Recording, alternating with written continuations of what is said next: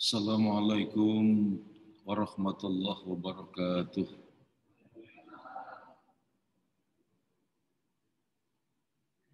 Alhamdulillah alladzi kataba nasra wa ta'yida li ibadihil mukhlisin. Inna lanansuru rusulana walladzina amanu fil hayatid dunya wa yawma yaqumul ashhad. Asyhadu an la ilaha illallah wahdahu la syarika lah wa asyhadu anna Muhammadan abduhu wa rasuluh. Allahumma salli wa sallim wa barik ala Muhammad wa ala alihi wa ashabihi alladhina jahadu fillahi haqqa jihadih. Fakataba lahum rabbuhum izzad dunya wa sya'adatal uqba yauma la yanfa'u malun wa la banunun illa man atallaha biqalbin salim. Alhamdulillah, puji syukur marilah kita panjatkan kehadirat Allah Subhanahu wa taala karena pada kesempatan waktu fajar yang berbahagia ini, Allah memudahkan langkah kita bisa bersama-sama hadir, melaksanakan sholat subuh secara berjamaah. Mudah-mudahan ibadah kita ini diterima oleh Allah Subhanahu wa taala. Dan semoga kita semua yang hadir di majelis ini, hidup kita semua diselamatkan dan dibahagiakan oleh Allah Subhanahu wa taala. Para jamaah yang berbahagia yang dirahmati oleh Allah Subhanahu wa taala, pada kesempatan yang berbahagia ini saya ingin menyampaikan materi tentang hidup yang barokah. Dan kebarokahan kehidupan itu diberikan contoh oleh Allah. Kalau kita buka Al-Quran, surat ke-67, surat Al-Mulk, di mana di surat Al-Mulk itu diawali dari Tabarakalladzi biyadihil mulk wa huwa ala kulli syai'in qadir. Jadi Allah menunjukkan kepada kita bahwa Allah itu yang maha kuasa, Allah itu yang maha segalanya, dan semua kekuasaan yang dimiliki oleh Allah itu ternyata membawa kebarokahan. Apa barokah itu? Bertambah, bertambah, dan bertambahnya kebaikan. Sehingga para jamaah sekalian menarik, surat Al-Mulk, surat ke-67 ini ada 30 ayat. Dan ini termasuk salah satu di antara surat yang disebut dengan jumlatan wahidatan. Kenapa disebut jumlatan wahidatan? Karena satu surat itu diturunkan oleh Allah sekaligus. Dan di dalam hadis Rasulullah Sallallahu Alaihi Wasallam, surat Al-Mulk ini selain bernama Al-Mulk, itu juga bernama Al-Mani'ah. Nah, Al-Mani'ah itu artinya yang mencegah. Jadi yang mencegah pembacanya dari dahsyatnya siksa api neraka diselamatkan oleh Allah untuk ditempatkan di tempat kebahagiaan, yaitu surga. Karena itu selain bernama Al-Mulk, selain bernama Al-Mani'ah, surat Al-Mulk ini juga bernama Al-Munjiyah. Al-Munjiyah itu artinya yang menyelamatkan. Sehingga surat Al-Mulk ini adalah bacaan harian yang dibaca oleh Rasulullah Sallallahu Alaihi Wasallam. Setiap beliau menjelang tidur tidak pernah meninggalkan membaca surat Al-Mulk. Karena keistimewaan Al-Mulk ini, kandungan dari ayat-ayatnya yang menuntun, yang mengantarkan, menunjukkan kepada kita bagaimana Allah yang Maha Kuasa itu menata, mengatur, mengkadar, mengukur, dan semua yang diciptakan oleh Allah itu pasti ada 3 bagian. Satu, yang diciptakan oleh Allah itu pasti baik. Yang kedua, yang diciptakan oleh Allah itu pasti benar. Dan yang ketiga, yang diciptakan oleh Allah itu pasti indah. Baik, benar, indah. Membawa kebaikan, bertambah dan bertambahnya kebaikan. Karena itu Allah tunjukkan di surat Al-Mulk ini bagaimana Allah mampu mewujudkan kehidupan yang indah, kehidupan yang teratur, kehidupan yang terukur. Semua yang diciptakan oleh Allah tidak ada yang main-main. Tidak ada yang kebetulan.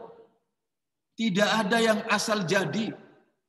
Allah mendidik dan mengajarkan kepada kita bukan asal hidup, bukan asal jadi, tapi hidup yang terbaik. Maka ayat yang kedua, alladzi khalaqal mauta wal hayata liyabluwakum ayyukum ahsanu amala. Jadi Allah menunjukkan kepada kita bahwa hidup ini adalah bentangan ujian yang diberikan oleh Allah untuk menguji siapa di antara kita manusia ini yang terbaik. Nah, yang terbaik itu siapa? Al-Quran tunjukkan, yaitu ahsanu amalah, yang terbaik kualitas amal perbuatannya. Sehingga para jamaah, ada doa yang diajarkan oleh Allah di Al-Quran. Surat ke-27. Surat ke-27 itu surat An-Naml. An-Naml itu artinya semut. Di surat ke-27 surat An-Naml, Allah ajarkan kepada kita kebarokahan kehidupan. Ayatnya ayat 19. Jadi Allah yang mengajarkan bagaimana hidup yang barokah itu. Allah tunjukkan di doa yang luar biasa itu, Rabbi auzi'ni an ashkura ni'matakallati an'amta alayya wa ala walidayya wa an a'mala sholihan tardahu wa adkhilni bi rahmatika fi ibadikas sholihin. Jadi yang pertama, minta kepada Allah supaya kita ini dalam hidup dicatat sebagai abdan syakur, hamba yang pandai bersyukur. Dan bersyukur kepada Allah itu satu paket. Anishkurli wali walidai.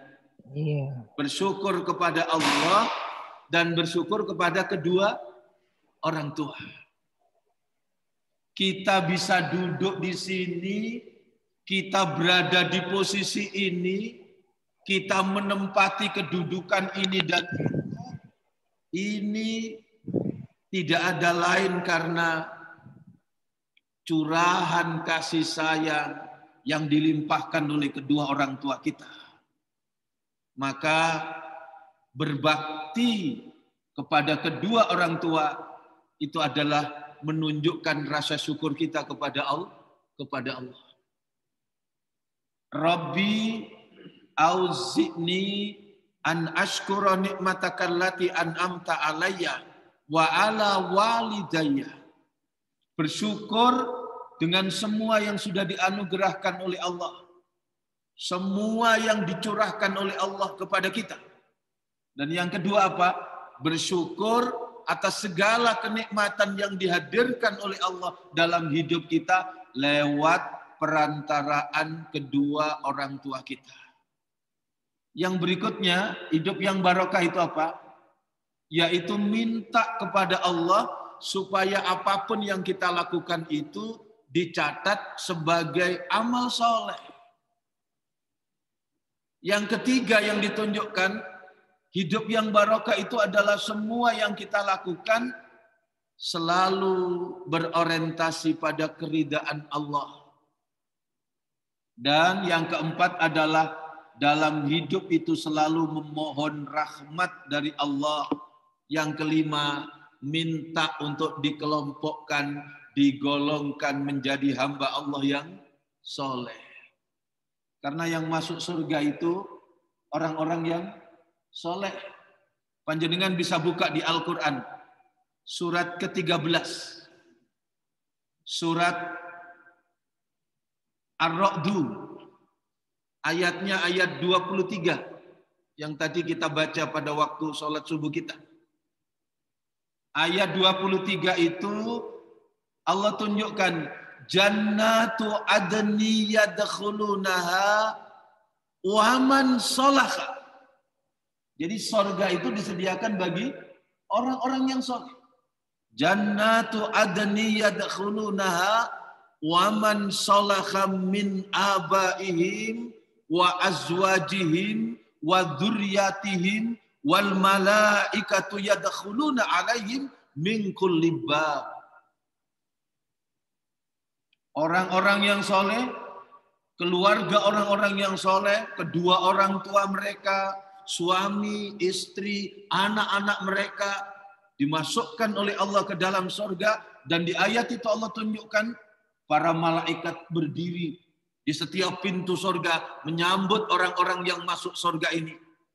Kayak kalau di dunia gitu, sang bintang, Pak, sang juara mau masuk ke kotanya sudah disambut dengan banner-banner, disambut dengan sepanduk tulisan-tulisan, apa itu Pak, dikalungi karangan bunga. Orang-orang yang soleh yang masuk surga, malaikat menyambut orang-orang yang masuk surga itu. Kemudian mereka mengucapkan salam. Apa salam yang diucapkan? Ayat 24 dari surat ke-13 surat Ar-Ra'd tadi. Para malaikat menyambut orang-orang yang soleh ini dengan kalimat ucapan salam yang indah yang ditunjukkan oleh Allah di Al-Quran. Apa kalimatnya? Salamun alaikum bima sobartum fani'ma uqbadah. Salam sejahtera, masuklah kalian ke dalam surga. Inilah tempat yang dijanjikan oleh Allah kepada kalian. Kenapa? Karena kalian dalam hidup memiliki kesempurnaan iman. Apa itu? Bima sobartum, disebabkan karena kesabaran kalian. Sabar itu iman level 5 ya. Iman level 1 itu orang yang yakin kepada Allah. Orang yang beriman itu orang yang di dalam dadanya ada keyakinan, ada tauhid kepada Allah. Iman level yang kedua, amal soleh. Apa yang diyakini itu diwujudkan dalam bentuk amal perbuatan. Sedangkan iman level yang ketiga adalah ilmu. Sebab kita menyadari tanpa ilmu semua amal yang kita lakukan pasti akan tertolak, tidak akan diterima oleh Allah. Yang nomor 4 apa? Level iman yang keempat itu adalah bersungguh-sungguh, berjihad, berkualitas. Tidak hanya untuk dirinya, tapi berjuang, berusaha, menyampaikan kebenaran. Ku anfusakum wa ahlikum nar. Berdakwah, itu level yang keempat. Sedang level yang kelima, puncak dari iman itu adalah sabar. Maka ini yang ditunjukkan oleh Allah. Orang-orang yang soleh, yang memiliki kesempurnaan iman, maka disediakan oleh Allah tempat berkesudahan yang indah, yaitu surga. Karena luar biasanya kandungan ayat ini, maka ini menjadi bacaan harian yang dilakukan oleh Rasulullah. Sebelum Rasulullah tidur, Rasul tidak pernah meninggalkan membaca surat Al-Mulk. Sama dengan yang sering saya sampaikan, setiap pagi itu ada ayat lain, Pak, surat lain yang disebut dengan jumlatan wahidatan. Surat keberapa itu, Pak? Surat ke-6. Surat ke-6 itu surat Al-An'am. Surat Al-An'am itu panjang, tapi oleh Allah satu surat diturunkan sekaligus. Sehingga disebut jumlatan wahidatan. Dan dalam hadis itu disebutkan, man sholal fajru fi jama'ati wa qa'ada musalla wa qara'a salasa fi awwalihi suratil Al-An'am wa khallallahu sab'ina malakan yusabbihuna Allah wa yastaghfiruna ila yaumil qiyamah. Siapa yang mau sholat subuh, dia lakukan secara berjamaah, kemudian dia berzikir. Dia duduk di tempat sholat itu, dia berzikir, dia baca Al-Quran, kata Rasulullah. Apa yang dibaca? 3 awal surat Al-An'am. Setiap pagi, Pak, dicas. Keyakinannya kepada Allah, membaca 3 awal surat Al-An'am. Kalau sarapan jasmani, Pak, bisa pecel, bisa rawon.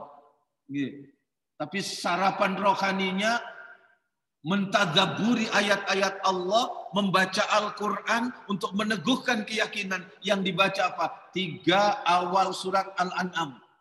Ayat 1 sampai 3 itu, Pak.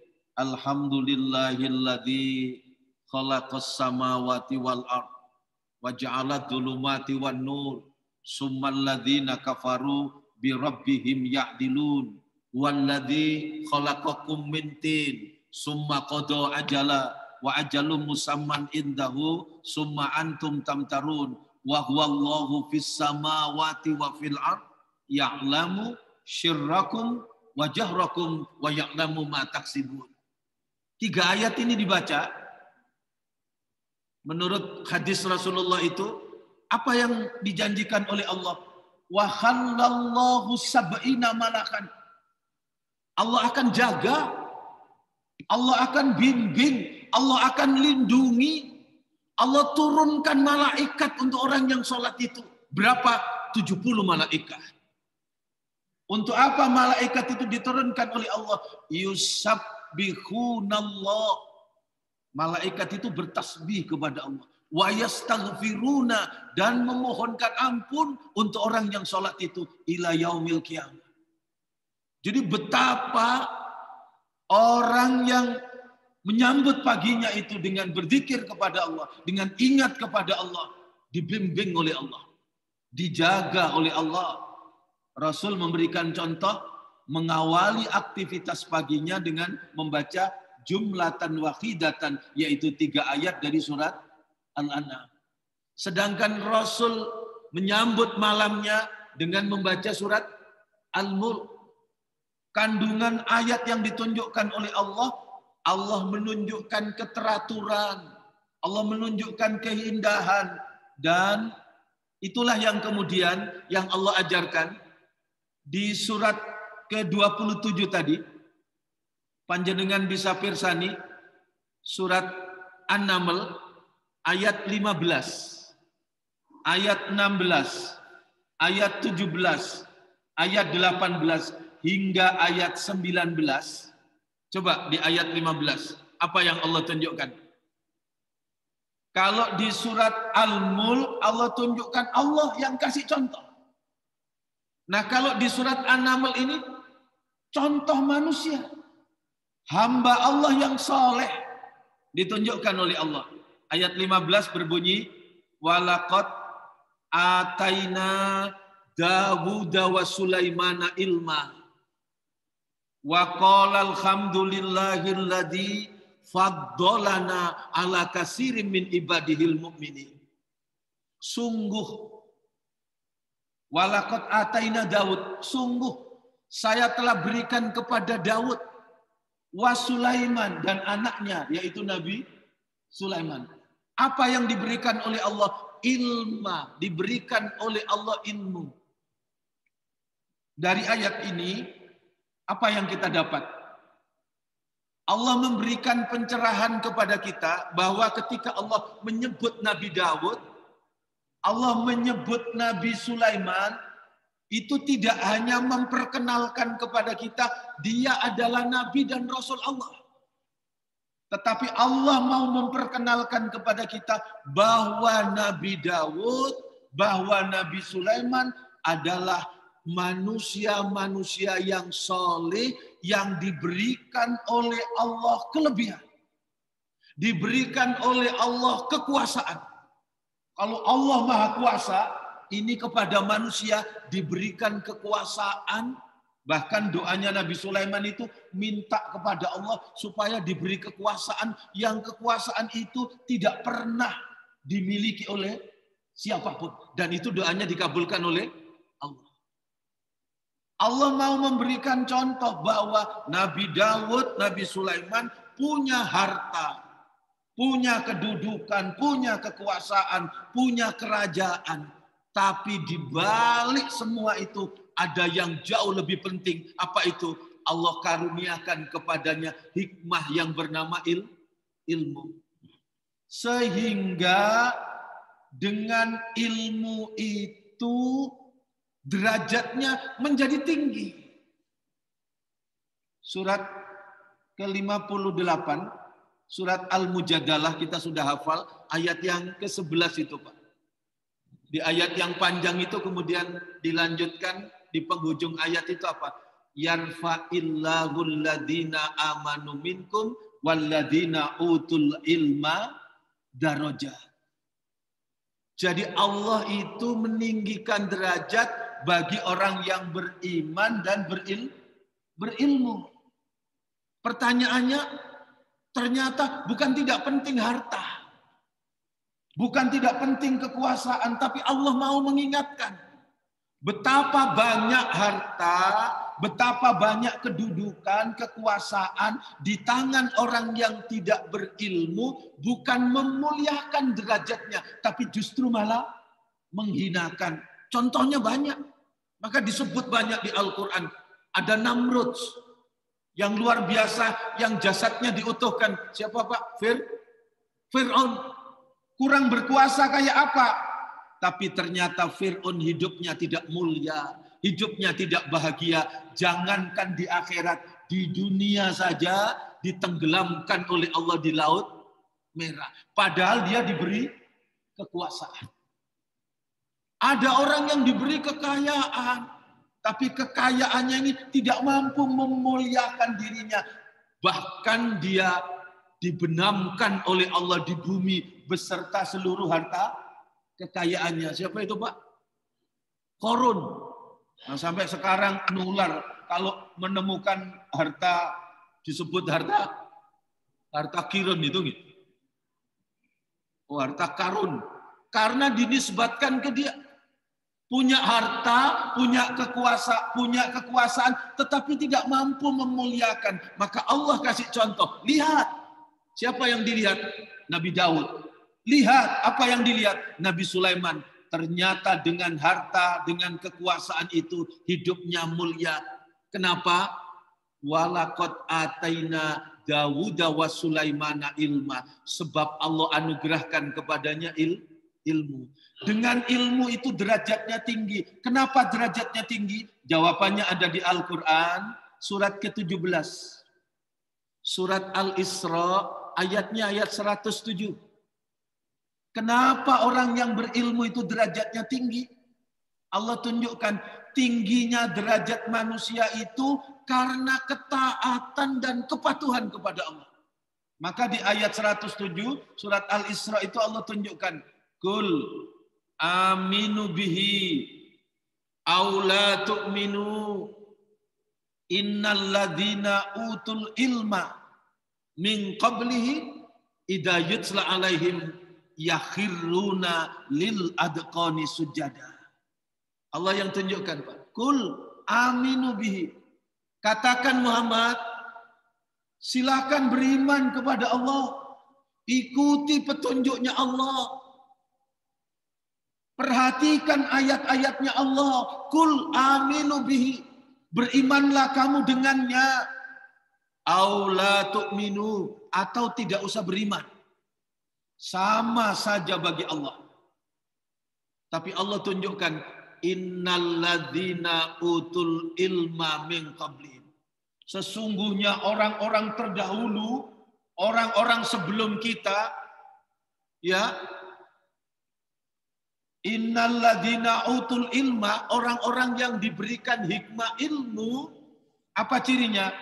Idza yutla alaihim, apabila kepadanya dibacakan ayat-ayat Allah, sikapnya cuma satu.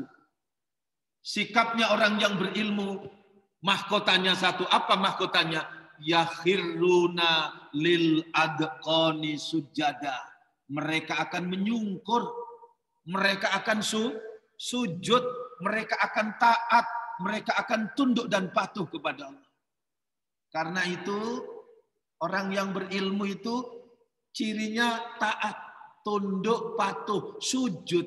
Nah, di Al-Quran kata sujud itu setidak-tidaknya akan memiliki 3 makna. Orang yang berilmu pasti sujud. Sujud yang pertama apa? Rukaan sujadah. Sholat. Orang yang semakin tinggi ilmunya, maka semakin khusyuk kualitas rukuk dan sujudnya kepada Allah. Sebab orang yang berilmu, makna sujud yang pertama itu adalah sholat. Jadi karena itu ibu bapak jamaah sekalian, jangan pernah bosan-bosan ngaji tentang sholat. Umusok mulai biyen bahas sholat, TK diajari sholat, SD diajari sholat. Di Al-Quran yang Allah tunjukkan, fa innaha lakabiratun. Sholat itu urusan yang besar. Illa alal khosyiin, kecuali orang-orang yang khusyuk. Allah selalu didik, ajarkan kita supaya sholat kita itu khusyuk. Sebab sholat yang khusyuk akan memiliki makna dalam hidupnya. Kalau enggak, maka Allah ancam seperti di ayat yang lain itu. Fawailul lil musallin. Celaka orang-orang yang sholat. Siapa? Alladzina hum an sholatihim sahun. Bahkan Rasulullah itu sampai mengingatkan, ya, malam tanhahu sholatuhu anil faksai wal munkar lam yazidhu sholatuhu indallah illa maktan wa bu'dan. Siapa yang sholat tapi sholatnya tidak mampu mengantarkan pribadinya menjadi pribadi yang berakhlak, yang menyelamatkan hidupnya, yang mencegah dirinya dari perbuatan yang keji dan mungkar, lam yazidhu sholatuhu indallah. Ya Allah, dia tidak dapat apapun dari sholatnya di sisi Allah kecuali 2. Apa yang dia dapat?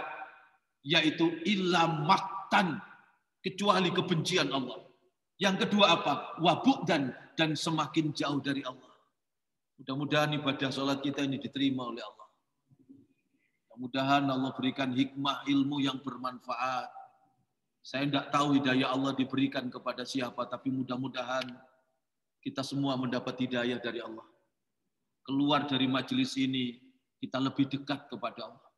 Keluar dari majelis ini, kita lebih takut kepada Allah. Keluar dari majelis ini, kita lebih cinta kepada Allah Subhanahu wa taala.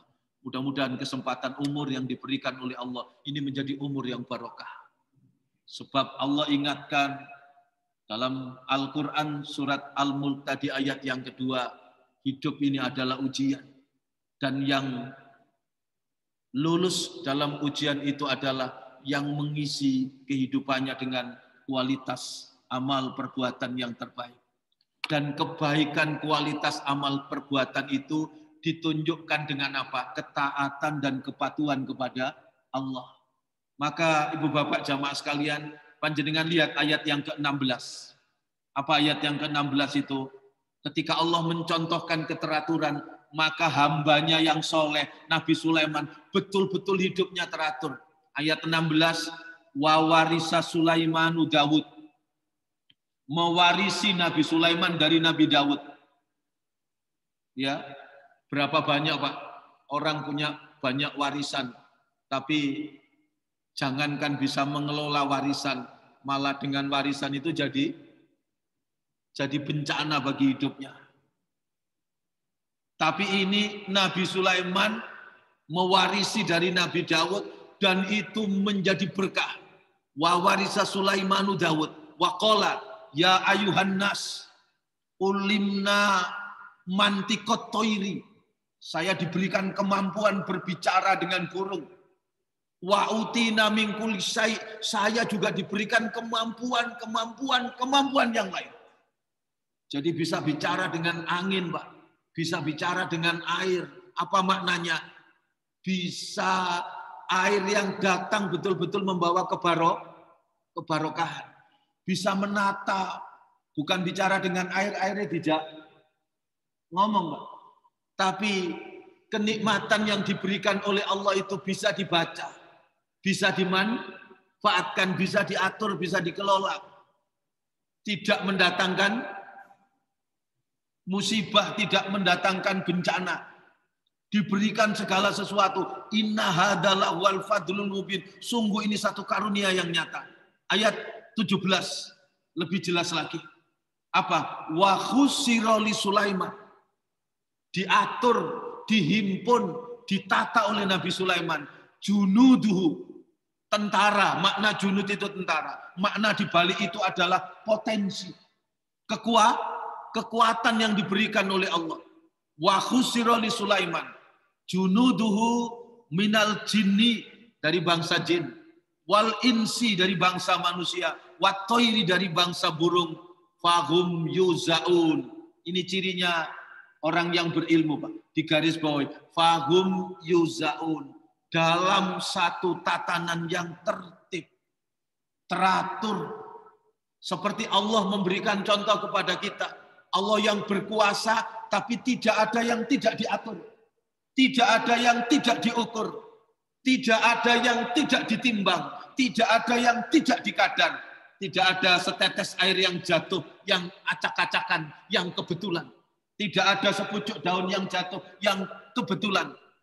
Makanya orang beragama itu teratur. Hidupnya orang beragama itu teratur. Beragama ini seperti naik kereta api. Jadi sudah ada relnya. Kata orang sekarang on the track. Jadi beragama itu tidak seperti orang naik becak. Kalau naik kereta api itu kan ya sudah ada jalurnya.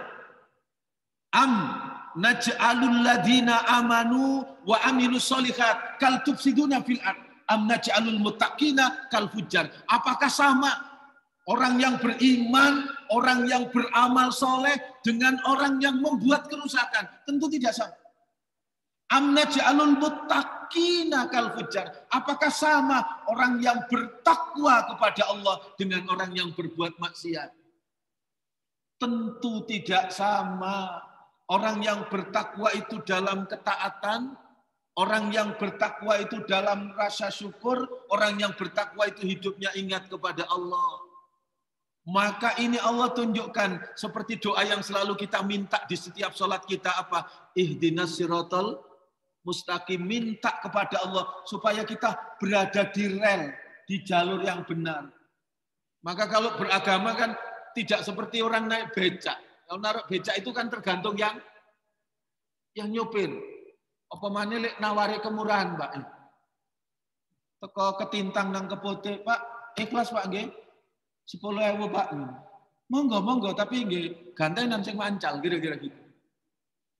Terus diberasak-berasak golek dalan sak karepe, tergantung yang nyupir. Kalau ini beragama sudah ada jalannya lurus dan itu Allah kasih contoh, teratur. Cek di Al-Qur'an surat ke-36, surat Yasin. Ayat 38 bagaimana Allah mengatur. Wasyamsu tajri li mustaqarril laha dzalika taqdirul azizil alim wal qamara qaddarnahu manazila hatta adakal urjunil qadim. Ada manzilah-manzilah, ada jalan, ada garis orbit. Masing-masing sudah berjalan. Bahkan di ayat ini Allah kasih kabar kepada kita, matahari kita itu tidak diam. Jadi kalau di sekolah-sekolah diajari matahari ya satu. Ternyata matahari di jagat raya ini tidak satu, Pak. Tidak 2, tidak 10, tidak 100, tidak 1 juta. Mataharinya saja itu bermiliar-miliar matahari. Dan masing-masing matahari dikelilingi oleh planet-planet. Mereka berjalan, berputar, beredar secara teratur. Matahari kita satu itu matahari di tata surya kita.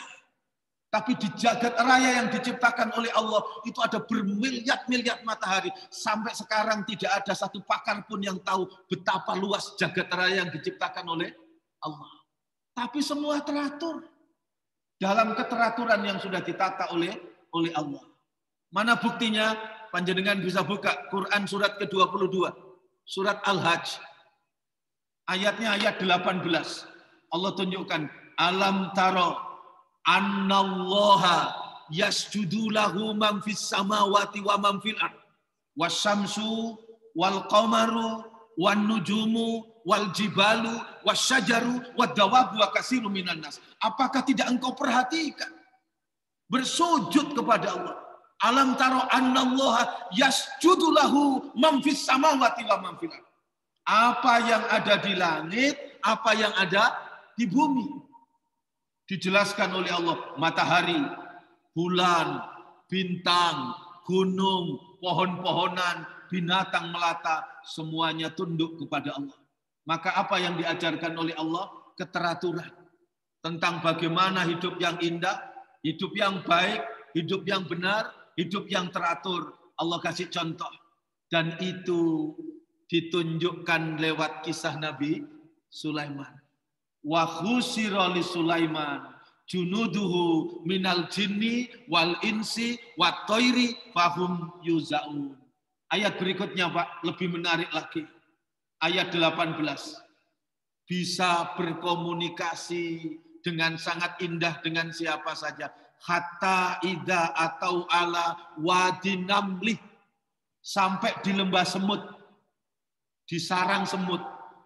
Di lembah semut tempat berjuta-juta semut.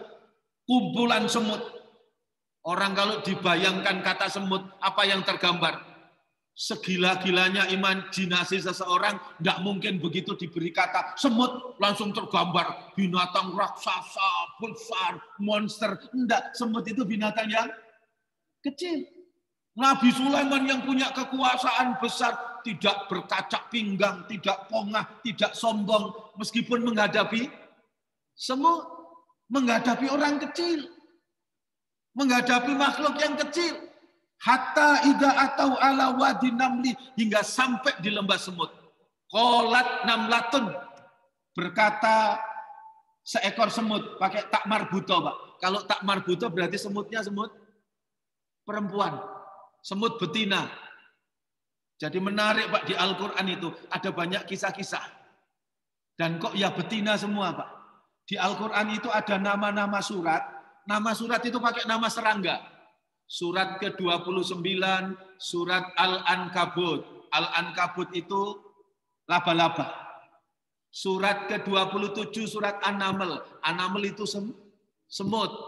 Surat ke-16, An-Nahl. An-Nahl itu lebah. Tiga-tiganya serangga dikasih pelajaran oleh Allah. Dan laba-laba itu rumah yang indah dibangun. Terukur.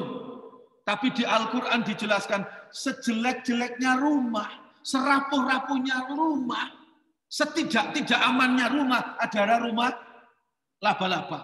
Kenapa? Rumah laba-laba itu jangankan tamu Pak, tidak dijebak, penghuninya sendiri itu tidak aman.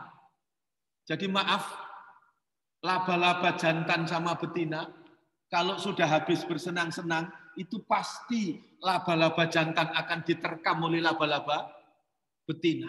Masya Allah.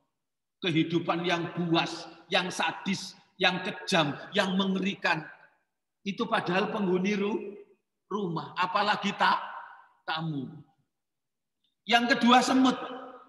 Semut itu digambarkan, rumah semut itu rumah yang kotor. Semua dimasukkan ke rumahnya meskipun tidak diperlukan. Dan saking serakahnya semut itu memasukkan bahan makanan untuk persediaan berpuluh-puluh tahun. Padahal umur semut tidak lebih dari 1 tahun. Ya Allah. Umurnya itu lupa tidak lebih 1 tahun. Tapi saking kuatnya persediaan makanan itu disediakan untuk 7 turunan. Karena ada orang gitu itu Pak. Begitu anak cucunya generasi ke-8 jadi miskin. Lu sampean kok miskin? Mbahmu kan kaya. Iya, saya generasi ke-8. Soalnya disiapkan hanya sampai 7 turunan. Nah, yang indah itu adalah kehidupan lebah. Lebah itu rumah yang bersih. Ditunjukkan di Al-Quran. Lebah yang rumahnya persegi 6 itu. Semua jenis virus tidak bisa masuk. Karena itu di rumah itu disimpan barang berharga, yaitu madu. Kehidupannya indah, komunikasi, cara kerja kehidupannya tertib teratur. Sampai dalam hadisnya Rasulullah menunjukkan mukmin itu seperti lebah. Kenapa lebah? Lebah itu tidak memasukkan sesuatu ke dalam dirinya kecuali sesuatu yang baik dan indah. Dan lebah tidak mengeluarkan sesuatu dari dirinya kecuali sesuatu yang baik dan berguna, yaitu madu. Maka di ayat ini Allah tunjukkan semut. Menghadapi semut yang begitu, ternyata Nabi Sulaiman menghadapinya dengan manis, Pak. Dengan santun, dengan sayang, dengan sopan. Mana buktinya? Ayat 19, surat ke-27 tadi. Apa yang ditunjukkan oleh Allah? Fatabassama dohikam min qauliha. Nabi Sulaiman menyungging senyum. Nabi Sulaiman tertawa. Tidak melecehkan, tidak menghina. Tapi ungkapan rasa syukur. Dan itu yang diajarkan oleh Allah. Doa yang dimunajatkan Nabi Sulaiman tadi. Yaitu Rabbi auzi'ni an askura nikmatakallati an'amta alayya wa ala walidayya wa an a'mala sholihan tardahu wa adkhilni bi rahmatika fi ibadika sholihin. Mudah-mudahan hidup kita ini barokah. Harta kita ini barokah. Keluarga kita ini barokah. Diri kita, keluarga kita, utamanya anak-anak kita dijaga dan diselamatkan oleh Allah. Mudah-mudahan kita semua dicatat oleh Allah menjadi hamba-hamba yang solih, menjadi anak-anak yang solih bagi kedua orang tua kita. Mudah-mudahan orang tua kita derajatnya dimuliakan oleh Allah. Lebih-lebih yang sudah diwafatkan oleh Allah, yang sekarang berada di alam barzakh, maka mudah-mudahan Allah tempatkan di tempat yang terindah seperti taman di surga. Karena anak-anaknya yang selalu berbakti, selalu bersyukur kepada Allah, selalu berbakti kepada kedua orang tuanya. Bakti kita adalah doa-doa kita. Setidak-tidaknya setiap sholat 5 waktu yang kita munajatkan kepada Allah. Selebihnya adalah aksanu amala yang bisa kita lakukan. Harta yang sekarang kita miliki adalah bagian terindah yang bisa kita berikan kepada orang tua kita. Dengan cara kita berinfak, bersodakoh. Bukan kemudian ini sodakohnya bapak saya, ini sodakohnya ibu saya. Karena mereka sudah wafat. Ini sodakoh saya, yang sodakoh kita. Tapi pahalanya bisa kita berikan kepada orang tua kita. Sebagai bagian dari anak-anak yang selalu berbakti kepada orang tua. Semoga sedikit yang saya sampaikan ini dibarengi hidayah dari Allah, menjadi tambahan ilmu yang bermanfaat.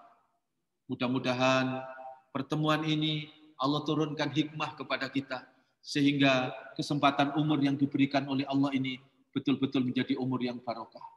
Kita tidak tahu sampai kapan Allah memberikan kesempatan kepada kita. Ibu bapak jamaah sekalian, hari-hari ini kita selalu dikejutkan dengan peristiwa-peristiwa yang luar biasa. Banyak saudara-saudara kita, penggiat-penggiat dakwah, para ulama yang diwafatkan oleh Allah. Dalam catatan yang terekap saja itu sudah di atas 300. Padahal Pak, satu saja ulama, guru-guru kita itu, ilmunya kalau beliau wafat, itu ilmunya Allah dicabut. Mudah-mudahan anak-anak kita menjadi anak yang solih, diberikan kemudahan, mencintai Al-Quran, memberikan waktu yang utama untuk mengkaji ayat-ayatnya Allah, sehingga mereka menjadi anak-anak yang berilmu. Ini yang dapat saya sampaikan, kurang lebihnya mohon maaf. Marilah kita akhiri. Sebelumnya barangkali ada yang ditanyakan, nggih, Bapak?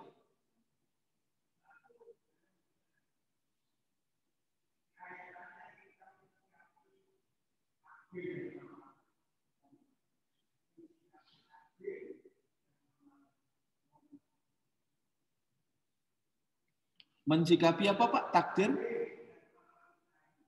Takdir dan amal kita. Iya, terima kasih. Bicara takdir itu sudah menjadi pembahasan yang cukup lama. Ada berbagai pemahaman tentang takdir. Tapi secara sederhana bahwa Allah itu mentakdirkan sesuatu kepada kita dan Allah berikan peluang kepada kita untuk memilih takdir kita. Jadi ada faktor yang disediakan oleh Allah. Di Al-Quran itu, innallaha la yughayyiru ma biqaumin. Allah itu tidak akan merubah nasib sesuatu kaum, kecuali kaum itu sendiri. Panjenengan bisa buka di Al-Quran surat ke-16. Ata amrullahi fala tastajilu. Itu menarik sekali ketika Allah menyatakan begini. Sudah datang ketetapan Allah tentang hari kiamat. Padahal kiamatnya sudah datang apa belum? Belum datang. Tapi di situ Allah menggunakan kalimat, sudah datang ketetapan Allah tentang datangnya hari kiamat. Maka fala tastajilu. Jangan istijal. Jangan tergesa-gesa. Jadi kapan tubuh kita ini rusak, itu sudah ada waktunya rusak. Meskipun kita tidak ikut ngerusak. Paham Mbak ya? Mata ini sudah diukur oleh Allah, sampai kapan ukurannya. Makanya tidak ada orang itu tambah tua terus pandangan matanya tambah terang. Asalnya lemah, bayi tambah kuat, sudah kuat di puncak kekuatan, menurun lagi. Sampai kemudian melemah, bahkan lemah sampai kembali seperti bayi. Ada yang sampai naudzubillah pikun. Jadi begitu. Pada saatnya rusak, maka jangan ikut-ikutan ngerusak. Bagaimana ndak rusak? Wong makan itu diajari, disuruh makan yang baik, yang halal, yang thayyib. Makan itu kalau lapar, berhenti makan sebelum kenyang. Ini jangan dirusak pencernaan ini. Sehat, sepedaan Pak, Suramadu. Begitu turun dari jembatan Pak, langsung 3 ekor bebek sinjai. Berangkat sepedaan Pak, mulai numpak ambulan. Semangat itu Pak, dari Sidoarjo itu Pak, semangat, sehat. Sepedaannya sehat Pak, tapi bebek sinjai telu itu sing. Nah begitu, jadi pada saatnya rusak, pasti rusak, maka jangan, itu baru fisiknya. Maka ketika ada wabah, ditanya sama Umar, loh kamu mau kemana? Saya mau ke kota A. Loh jangan, di sana ada wabah. Apa jawabannya? takdir. Kalau waktunya mati ya mati. Apa kata Umar? Tapi kamu bisa milih takdir yang lain. Kalau di situ jelas-jelas sudah ada wabah, maka ya jangan masuk. Begitu, Pak. Jadi sederhananya saya ingin sampaikan bahwa Allah memutuskan mengetok palu takdir, tapi Allah juga memberikan kesempatan untuk manusia untuk memilih tindakan-tindakan yang terbaik. Ayat yang saya sampaikan, saya contohkan di ayat 16 tadi adalah betapa banyak kerusakan itu terjadi karena manusia itu istiqjal, tergesa-gesa. Maaf Pak, ada anak yang solih, anaknya solih, jaga aurat, jaga pandangan, sekolah dengan baik. Yang protes ibunya Pak. Loh kok protes ibunya? Kamu itu mbok boyok temanmu gitu loh. Pacaran. Sama, lah kamu itu loh, itu sudah gonta-ganti berapa kali. Kamu kok gak payu Pak? Loh gitu Pak. Padahal anaknya bukan enggak laku. Anaknya itu menjaga kehormatan. Karena apa? Saya yakin dengan janji-janjimu ya Allah. Jika saya berbuat yang terbaik, pasti engkau akan memberi yang terbaik. Jadi Allah mengajarkan kepada kita untuk apa? Berbuat yang terbaik. Maka ketika kita berbuat yang terbaik, Allah akan memberi yang terbaik. Terakhir Pak, sebagai penutup, maaf, di Al-Quran itu uang, harta, kedudukan, itu disebut pintunya ada 3. Jadi pintu jabatan, orang dapat jabatan, orang dapat uang, dapat rezeki, pintunya ada 3. Nanti bicara hadir. Pintu pertama itu namanya pintu atainah. Pintu kedua namanya hablana. Pintu ketiga namanya aktoinah. Saya ulang, pintu pertama namanya atainah. Atainah itu rezeki jalur umum. Tanpa syarat. Diberikan kepada siapa saja. Tidak ada hubungan dengan kesolehan. Tidak ada hubungan dengan agama. Maka jangan heran ada orang ahli maksiat, ahli durhaka, rezekinya banyak, uangnya banyak. Kenapa? Sebab dia diberi rezeki oleh Allah lewat pintu namanya pintu atainah.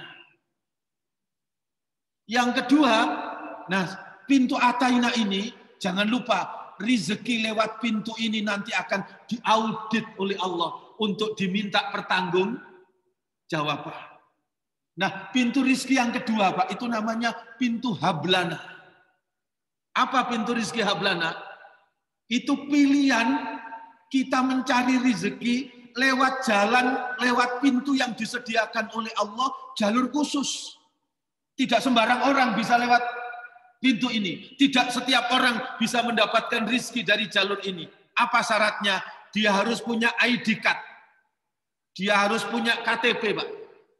Apa ini? Harus ada. Iya, tidak sembarang seperti pintu yang pertama. Yang masuk harus menyerahkan NIK dulu, Pak. Guys, apa syaratnya? Pintu rizki hablana adalah pintu rizki yang disediakan bagi khusus orang yang beriman kepada Allah. Sehingga iman inilah, orang yang yakin kepada Allah inilah yang kemudian diberikan oleh Allah rizki yang menenangkan, yang menenteramkan, yang membahagiakan. Mana buktinya? Quran surat ke-41, surat Fusilat ayat 30. Nah yang ketiga, rizki jalur pintu, namanya pintu apa? Aktoinah. Ini bukan hanya rizki jalur khusus, Pak. Tapi rizki jalur istimewa. Bagi orang-orang yang istimewa. Bagi orang-orang yang aktoh. Orang yang milih takdir yang terbaik. Dengan cara aktoh. Dengan cara yang kita bicarakan tadi apa? Dengan cara ketaatan, dengan cara ketakwaan. Maka kemudian Allah akan berikan rizki yang terbaik. Namanya rizki a'toina. Apa rizki a'toina itu? Quran surat ke-65. Surat At-Tolak ayat yang kedua, Pak. Itu rizki a'toina. Wa may yattaqillaha yaj'al lahu makhraja wa yarzuqhu min haitsu la yahtasib. Jadi rezeki yang betul-betul investasi dunia akhirat.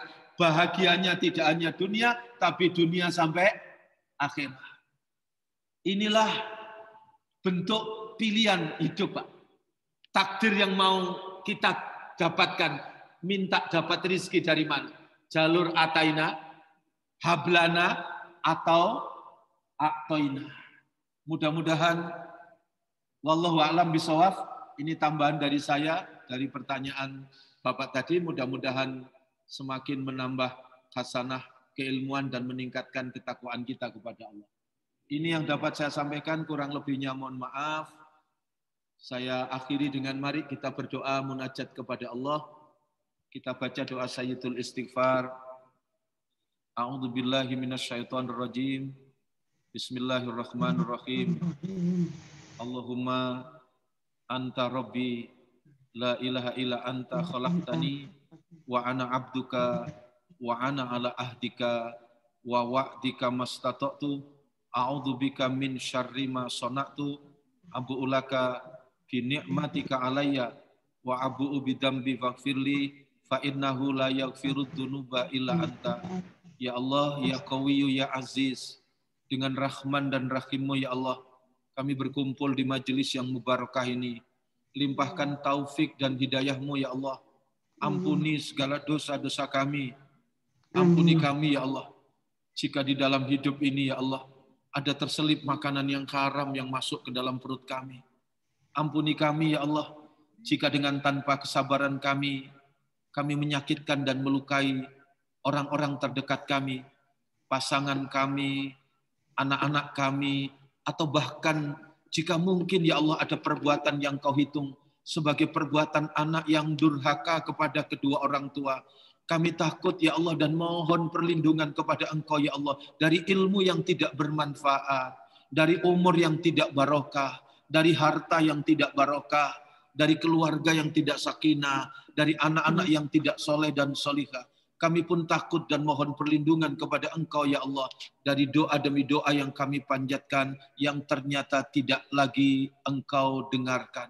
Rabbana atina fid dunya hasanah wa fil akhirati hasanah wa qina adzabannar walhamdulillahi rabbil alamin. Kurang lebihnya mohon maaf. Kita akhiri dengan doa kafaratul majelis. Subhanakallahumma wa bihamdika asyhadu an la ilaha illa anta astaghfiruka wa atubu ilaik. Assalamualaikum warahmatullahi wabarakatuh. Waalaikumsalam warahmatullahi wabarakatuh.